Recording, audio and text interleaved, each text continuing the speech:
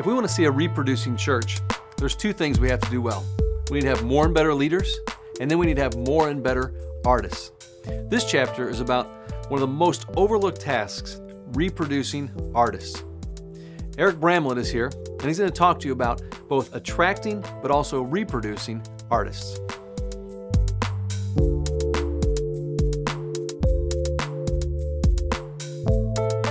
Thanks, John. My name is Eric Bramlett. I'm the Creative Arts Director here at Community Christian Church, and Dave asked me to talk a little bit about attracting and reproducing artists and what that looks like. For me, when it comes to attracting artists, the first thing I'd recommend is having one of these babies. Okay, artists love iPhones.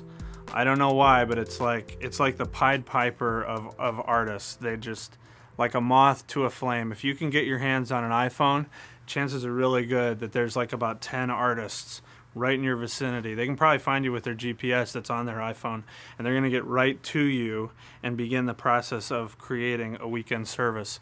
You hardly have to do anything. But seriously, the thing that occurs to me over and over again when I think about what it takes to create large group environments, you need artists. And if you're going to attract artists, there needs to be an appearance of opportunity.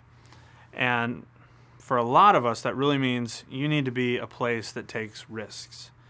You need to take risks with people. You need to be able to create opportunities in your environments.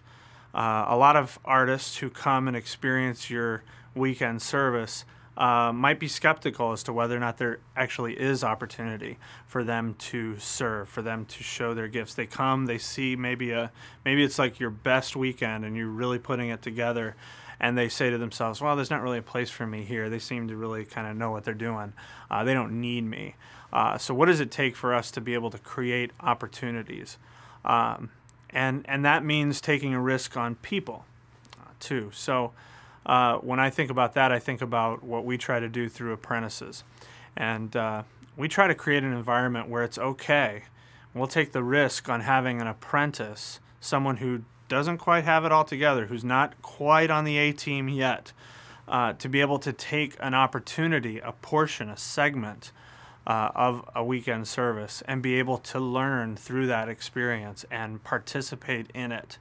When an artist from the outside sees that your community is willing to take risks on artists, then that gives them some hope and maybe an opportunity for them to make themselves known to you. I remember when at the time I was participating as an arts director at one of our locations at a downtown Naperville location at Metten High School, and one of our drummers there had developed an apprentice who was a high school student who was learning how to play the drums. And this drummer took a big risk on this kid and had him play one song. And so we played our entire service, and then this 11-year-old kid got behind the drum set, and it was a big risk because he was not there yet.